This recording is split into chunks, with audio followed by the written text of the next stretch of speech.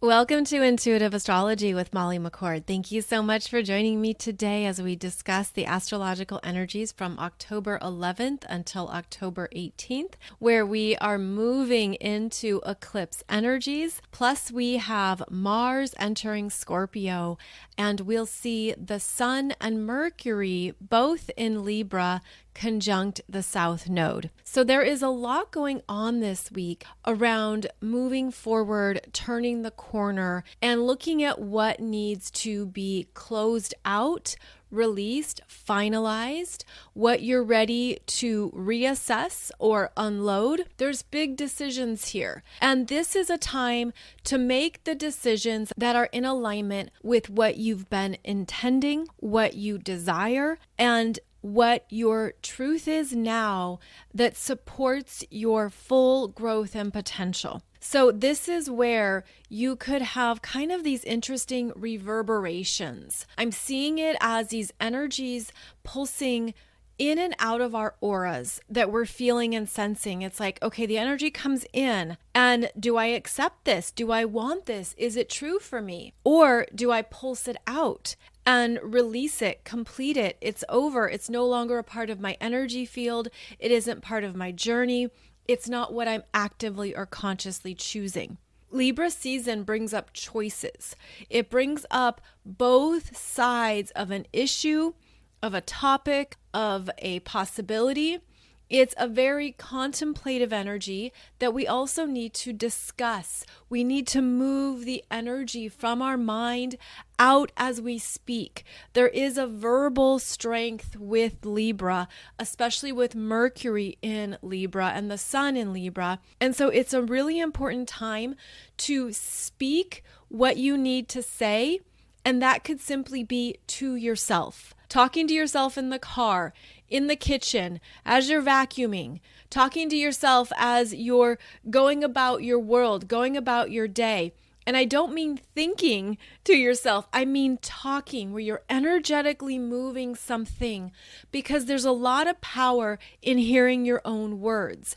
That's part of this reverberation I'm seeing and sensing. It's like you might start to get a real truth or clarity after you hear it with your own words, through your own voice. And there could be something that comes up and out that even gives you pause, that you realize that's a clear yes, that's a clear no. So we're moving energy from our internal world to the external. That's part of Libra. It's how we share, connect, interact. And there could be things this week that just make it so obvious to you where energy exists and where it doesn't exist. Because have you felt too that as you speak, as you talk, some things will just have a natural energy to them? Maybe you're excited about it, you're interested, it's just something really important.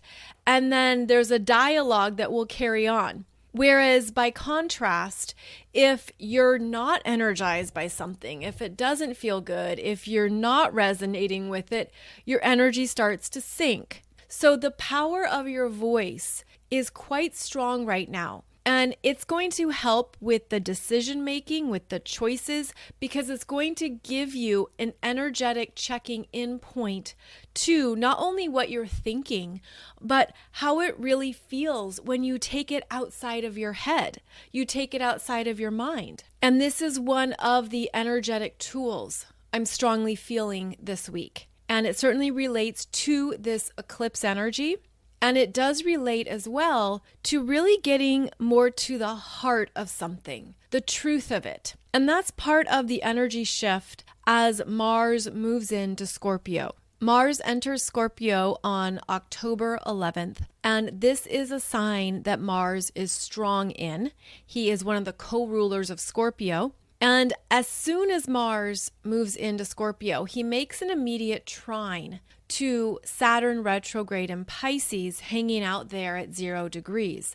Saturn is going to be there for a few weeks because that is actually where Saturn will station direct on November 4th. And so here is Saturn returning to the very beginning of Pisces, which is a place of accumulated energies, what you've learned, what you've been through, your experiences, your wisdom, your challenges, the hard knocks, all the things come up in Pisces. With Saturn here, we have an opportunity to check in on what we have reprogrammed and recalibrated, what we have further integrated, how we have digested in multiple energies, and where we're ready to also filter out what we don't want to carry forward, what is no longer of use, it's not connected to purpose, it's something that maybe you're even just realizing this is too heavy. I thought I had to hold this. I thought I had to carry this. Saturn is returning to 0 degrees of Pisces, which is where it entered Pisces back in March of this year. And there's this reset. Do I really want to take something on? Do I really need this? Have I really been holding too much emotion or energy around something? This can show you where you've even felt overly responsible, overly committed, overly invested. And here at the 0 point of Pisces, Saturn is bringing your attention to some very conscious, clear choices around what's yours and what's not yours. Because Pisces energy can be so many things mixed together. It's truly a potpourri of energies. And as Saturn comes through Pisces, there's things we have to really get clarity around. Is this truly mine? Is this really something that I want in my life? And what about my own experiences do I need to let go of, where I'm closing out? I've healed this. I'm complete here. I'm done with this. This isn't even mine. I feel too like when Saturn is in Pisces, it brings up even more around age of Pisces themes that humanity has lived through for centuries. And those age of Pisces themes are partly connected to where we have thought we were powerless. We felt like we had to give our power away to someone outside of us, especially our energetic power, our spiritual power. You thought you had to go to a church to connect with God. Instead of understanding that you are God, God is within you, God is in your cells, the universe is within you. You are automatically, intrinsically connected to all that is. And so how does that shift your energy frequency? How does that shift your perceptions? And part of what we're moving through, especially with this Saturn and Pisces transit, is that we're seeing more of what has been constructed and built in our real world that actually disempowers us, that takes us away from our unlimited connection to source, that actually distracts us, or where we have disassociated from our power, from our ability to be the universe in a physical embodiment form. So Saturn in Pisces is actually wanting you to check in on how you are authentically and realistically showing up in the world with your full connection to spirit, and how that can guide you forward in making choices that are correct for you now, while you are very honest with yourself about what you've completed, what you've healed, and what's over. And these can be very big karmic lessons. In fact, as Saturn moves through Pisces, there's a checking in, almost like a final test. A final test. How are you going to handle this energetically? How are you going to work with this? What have you learned to help you with this energy? What are your tools? What is your knowledge base? What is your mastery? Because Saturn is coming through and asking us to apply it. And part of that application does affect the collective consciousness. Although Pisces can be the collective unconscious, what I've noticed is that these energies are making us so much more conscious and aware that that's a brilliant win. Like there's this huge turnover in where we were previously unconscious and now we are more aware. Now we have a bigger understanding of the energetics involved. So this Saturn hanging out at 0 degrees of Pisces is very important. And then we have Mars and Scorpio making a trine to it. And this is a trine of maturity, really understanding what you're doing, what you're choosing, really being intentional with what's coming up for you that you want to flow through, you want to release, you want to complete it. And there could be something that comes up within you that gives you an opportunity to declare, I am complete with this. I am emotionally done with this. Or even shows you where you're ready to move that energy forward into a new start or a new chapter that's healthier for you, more satisfying, and also there's this energy of being more emotionally advanced.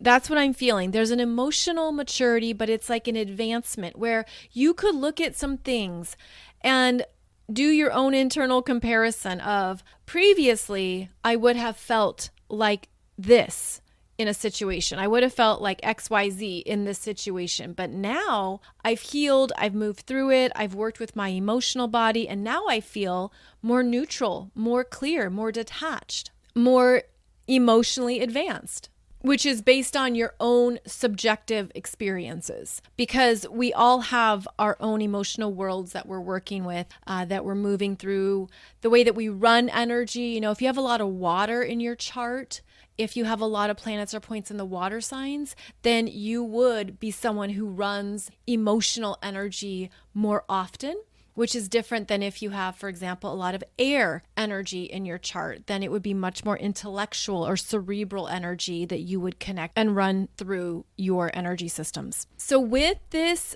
Mars in Scorpio at 0 degrees trining Saturn retrograde in Pisces at 0 degrees, you could have some kind of emotional reset that has shown you how far you've come in a certain situation or experience, or even just internally. And the visual I get around this, there is an anecdotal story, it's very simple, about having a mug on your desk or on the coffee table. And someone comes along and by accident or on purpose, that mug spills. They knock it over and whatever is inside that mug spills out, right? And so if there's coffee in the mug, coffee spills out. If there's lemon water in the mug, lemon water spills out. And so whatever is in the mug, whatever's in the container is what comes out.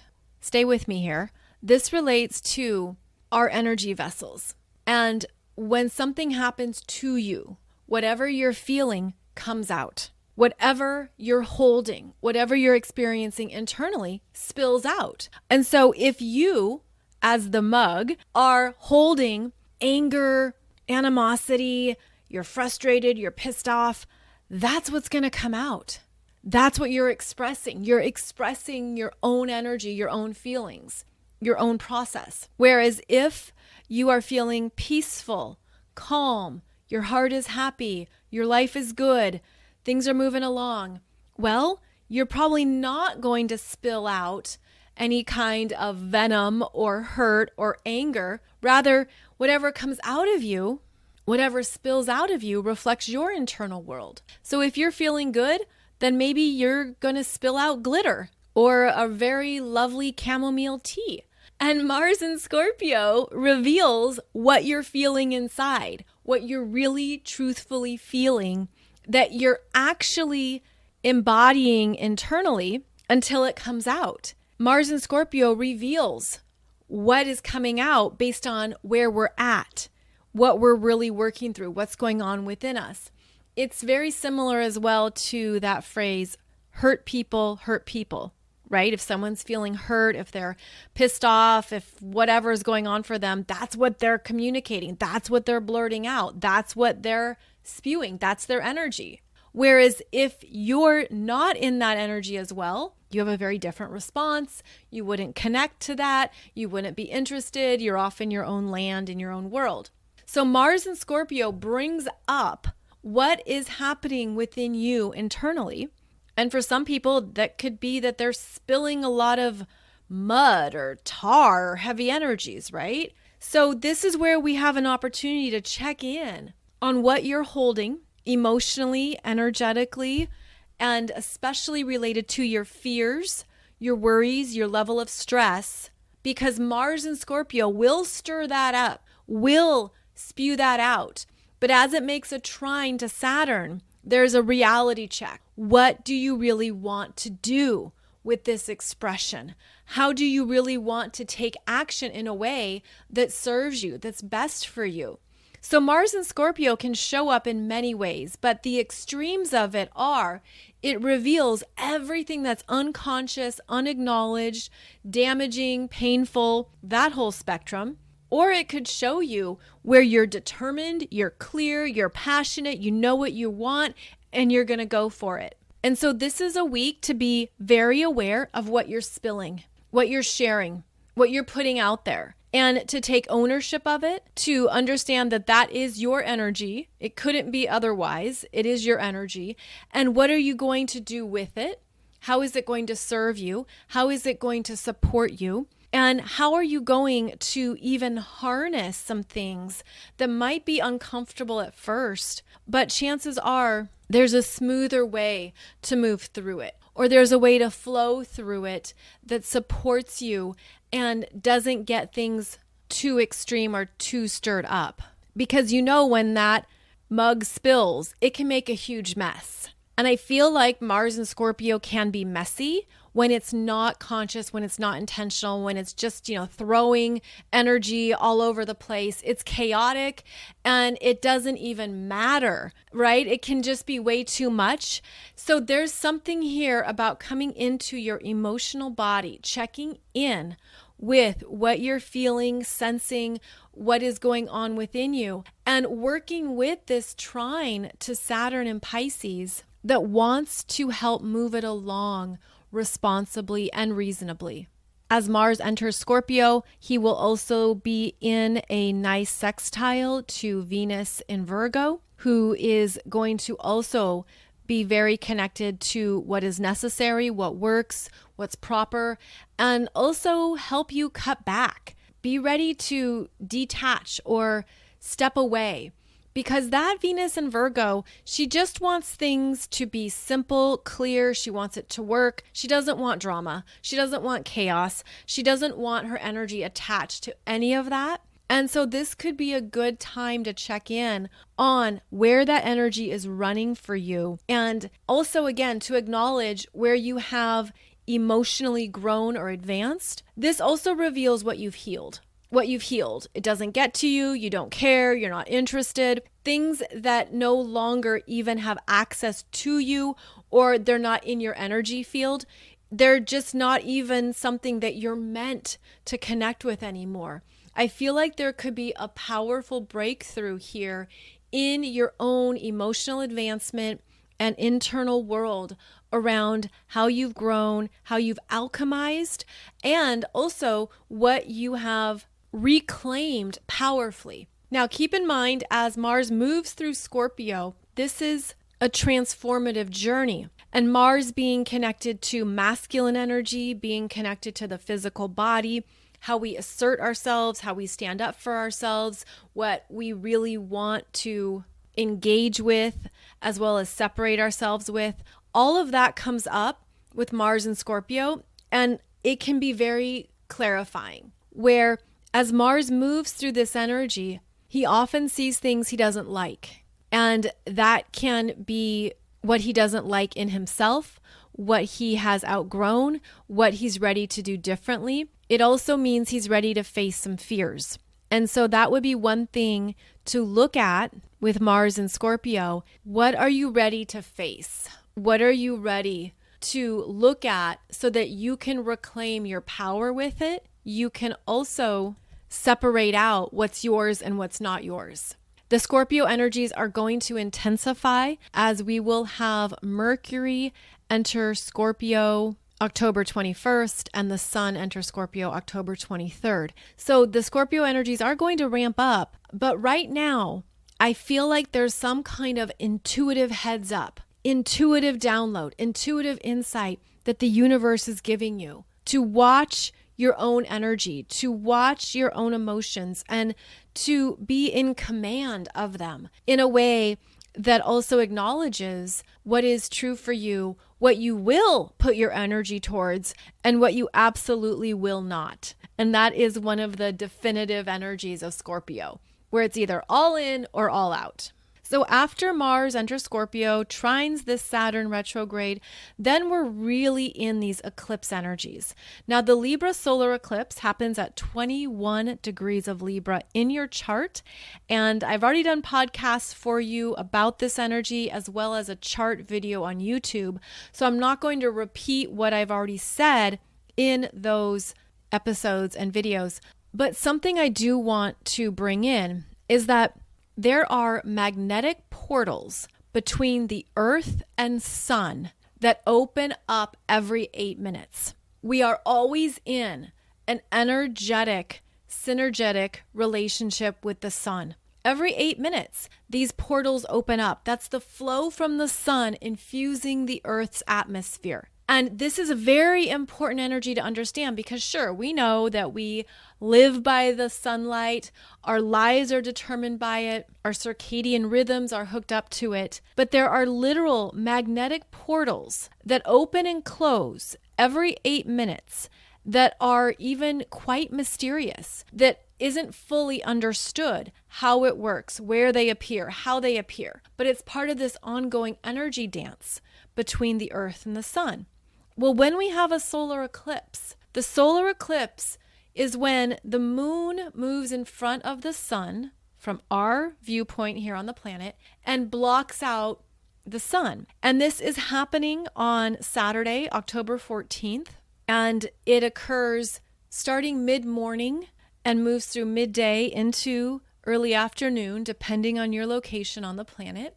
And when the moon moves in front of the sun, it blocks the sun's light. It blocks the sun's energy. It closes those portals. And it's almost like this darkness descends. I don't mean that to sound scary, but it is what's happening because the sunlight is being blocked. The portals are closed. There is a lack of connection that is very startling and disruptive. It throws off the animals, especially animals that are nocturnal or animals even that are not nocturnal. It throws off the natural cycle, the natural sequence of energy flow. It disrupts the tempo of our lives. And there's something that also occurs energetically that's quite powerful with this type of eclipse. Now, it's called a ring of fire solar eclipse. It's an annular solar eclipse, and it's where the moon appears smaller than the sun. And it's also part of how the moon orbits. So the moon is at apogee, and that means it's actually called a micromoon, which is the opposite of a supermoon. Supermoon is when the moon is very close to us here on Earth. It's also when we have bigger flooding, bigger tides. There's more water activity and fluctuation when there's a supermoon.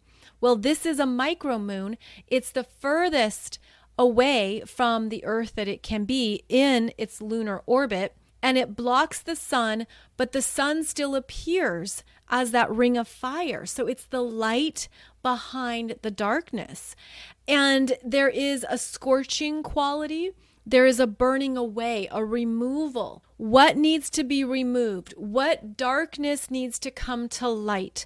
What needs to be seen and reset? And this is often a very powerful energy that we feel.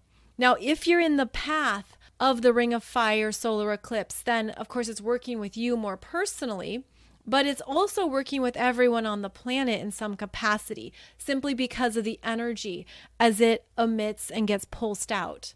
In ancient times, this would be a foreshadowing of disaster, of destruction, of doomsday. There were also different levels of consciousness on the planet at that time.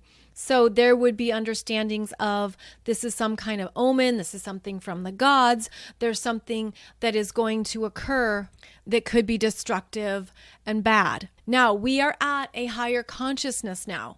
It is our responsibility to be in more of that higher consciousness of understanding cycles as they occur on our planet, understanding our own conscious choices, our own power, how your light cannot be dimmed unless you choose that, how your power cannot be truly taken away from you unless you choose that. So we're at a higher level of consciousness on the consciousness spiral. And this is an opportunity for us to look at what needs to be reset on the planet to support the ongoing growth and elevation of the energies at this time. And that can sound like an overwhelming undertaking. That can sound too big, right? Like, what am I supposed to do? I'm just one person. But we are the energy on this planet. We are the energy on this planet. So it's as simple as each of us really activating more of that light. In fact, when there is that descending of darkness is when you need to turn up the light even more, where it's even more essential to understand how we live in this dance of energies. We're always in motion with the energies, but what do we continue to feed? What do we continue to choose and to activate and to maintain? And so on the one hand, this can be a ring of fire that burns away unnecessary energies, that removes what is no longer needed on the planet. It also has the potential to reveal more of the darkness, to reveal more of what has been hidden or even hiding in plain sight, to bring up things that are often uncomfortable, that really aren't things we want to maybe look at or feel or understand. But there's something about this particular solar eclipse that is going to illuminate more darkness. It's going to show us more of what we need to see and understand, because that's the way through. That's how we move through the darker chapters. It's by tapping into our own light, that you are located somewhere on this planet to be a certain vibration and frequency. And that could be confusing. You could wonder why I'm here or what I'm doing here or what is the purpose of a certain place or location. And I feel it as part of this reprogramming of the higher crystalline matrix energy grid. I see it as these very interesting connection points that light up all these different areas of the planet for many, many reasons. And it feels like this particular ring of fire solar eclipse is revealing more of what needs to close out and what needs to end. And that's because after the sun, the moon, and Mercury are active in this eclipse, they all move to a conjunction with the South Node in Libra. And that is a completion, a closing. So we're in a closing cycle, but we have to see what that is. So this can be a closing cycle for you personally around certain Libra themes in your life. Maybe it's relationship dynamics. Maybe it's communication habits. Maybe there's things that aren't working for you anymore and you want to upgrade. You want to do better. You want to be better.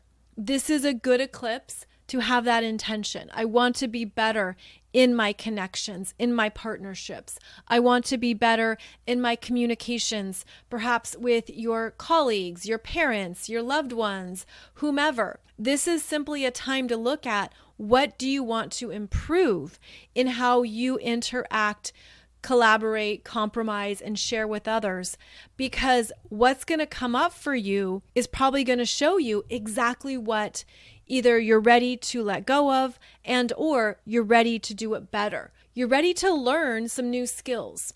And it's always interesting to me how relationships are everywhere in our lives, but when you were growing up, how many classes did you take about relationship energies? We're not taught relationship skills, at least not directly. Maybe you're learning some things, right? As you go through various classes or teachings or programs, you learn about relational dynamics, but it's not something that's actively taught. But it's such a pivotal, important part of our lives. And it's interesting too, like as you get older and you interact with more people, you meet different people, different generations, different cultures, different walks of life, and you interact socially or professionally. Libra is both. Libra is how we interact with each other through very civilized manners, when you're going to your meetings for work or you're getting on a Zoom call. Libra is also how we interact socially when we meet new people and we're just getting to know them or we want to know more about them.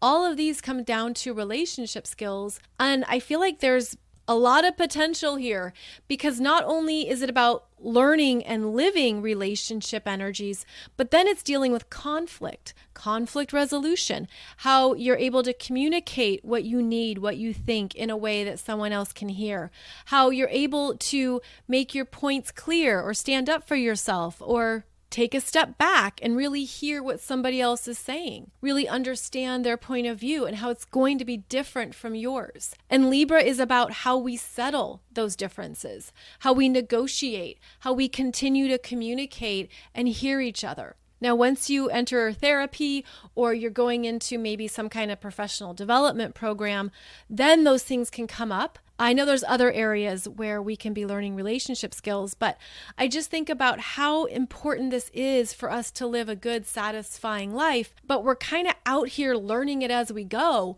or learning through what doesn't work, or learning through how we were immature, or we didn't know how to express ourselves, or maybe when you didn't handle a conversation well. You know, we all have those blunders and mistakes.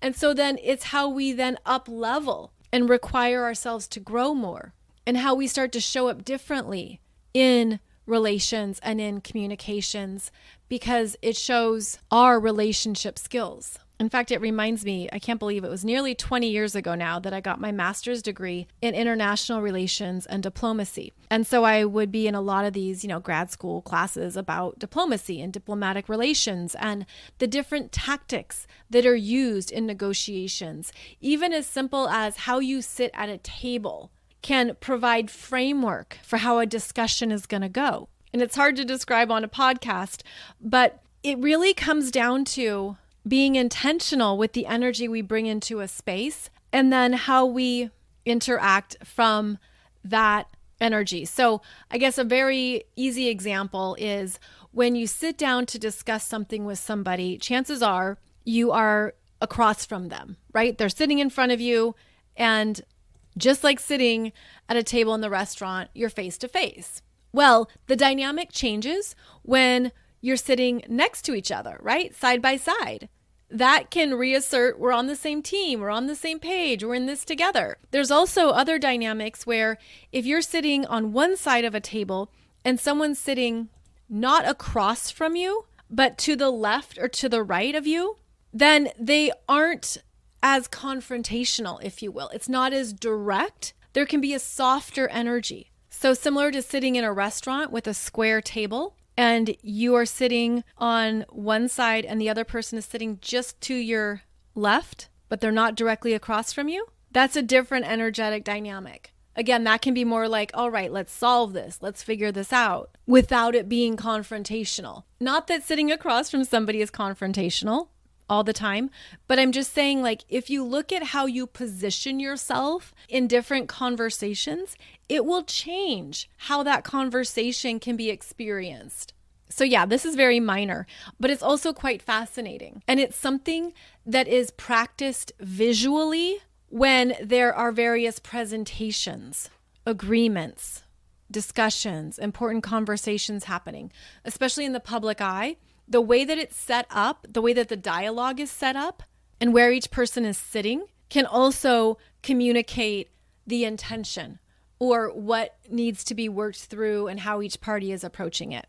So this is a very important time to look at how you are showing up for various conversations, discussions, exchanges, how your energy feels, what your intention is. And this solar eclipse is change. It brings up powerful change, big change. The change occurs in the house where you have 21 degrees of Libra, and it can be changes for the better. It can be improvements. It can be that you're meeting new people. You're creating new friendships. You're dating someone new. You have relationships that are more supportive of who you are, what you're about. It can also signal what's not working. How do we solve this? How do we negotiate? How do we keep discussing this so that we can arrive at an agreement that works for both of us? And also endings. And that's part of eclipse energies, is that it is a new moon. This is a new moon solar eclipse. And every new moon is when there is a turnover of something. And you could realize, wow, I've been hanging on to something. I've been doing my best. I want to make it work. And I've been giving it my all. Or maybe you haven't. Maybe you disassociated, you don't care, you're done, you're over it, whatever it might be. All of these relational themes are more pronounced at this time. And as the sun and the moon will move across the south node, which will happen on October 18th, so after the exact eclipse, it's going to be even more obvious for you, again, where your energy isn't there. And it's just not for you. It's not connecting. It's not interesting. This could also show what you are done overthinking, where you are done over communicating, even if you haven't felt heard, right? Have you ever had those conversations where you just want to be heard, or you just want someone to validate or acknowledge what you're saying and they never do, or they can't, or whatever it might be? This is a completion where there's something you could realize around those energies. So of course, I'm just providing a few examples. Take what resonates, but know that the bigger picture of all of this is for you to check in on your own relationship skills, on your own communication skills, on how you're able to show up and how that works for you, and to evaluate, is this for my best and highest good? Is this supporting me? Am I growing with this connection? Is it mutual? Are we both invested in each other's needs and want each other to live our best lives and to be our best version of ourselves?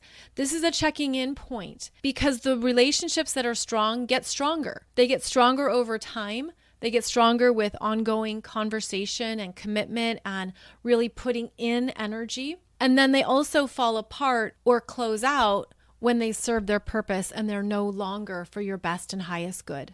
So big relationship changes going on. And we're actually going to have 2 cycles of these energies in Libra, because this year, 2023, we have the South Node in Libra. So we're going to have the Sun and Mercury still moving across this point. And we're also going to have this theme come up next Libra season. So September, October 2024, the South Node will still be in Libra, and it'll be another clearing out. More things that are not for you, that aren't the right connections or whatever it might be. But we only have one Aries season working with the North Node because of how the nodes are moving. So 2 times, 2 years, South Node in Libra is going to be very active, bringing up things that we need to see, we need to be aware of, we need to acknowledge.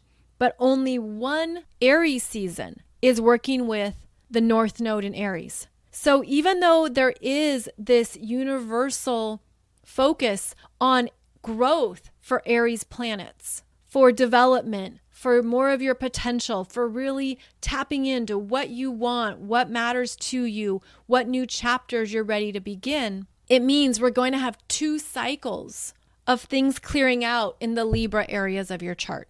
So this is just good to be aware of. It's just good to have a heads up, right? And be sure to check out my Nodes of Fate program discussing these energies in your chart, where we look at what that North Node in Aries is opening up for you, as well as what that South Node in Libra is closing out for you. And this is so important because the Nodes of Fate are connected to more of what you're destined to experience, what has your name on it. And I think that is really important with the North Node in Aries, which is the self. What has your name on it? Because you're going to have new life in those parts of your energy, in those parts of your world. And it's important to have a heads up on that. So I'll put the link to that program below the podcast so you can check it out. Because regardless of your astrological sun sign, regardless of your chart, there are things opening up for you now, and you don't want to miss it. And when you understand how these nodes of fate are moving through your chart, you're going to see where the energy is coming up in certain parts of your life. And that's just one of the ways that astrology is awesome. There's many reasons why astrology is awesome, but especially with the nodes of fate, it shows you what's right on time because it only happens once every 19 years. Okay, so something is opening up for you that hasn't come this way for the past 19 years. And it's part of a new beginning, a new adventure, a new area of your life that is being re-energized. Yay for that. We'll take it, right? So this is a week of not only the eclipse portals opening up, moving through powerful Libra energies, but to also trust yourself with what no longer energetically connects.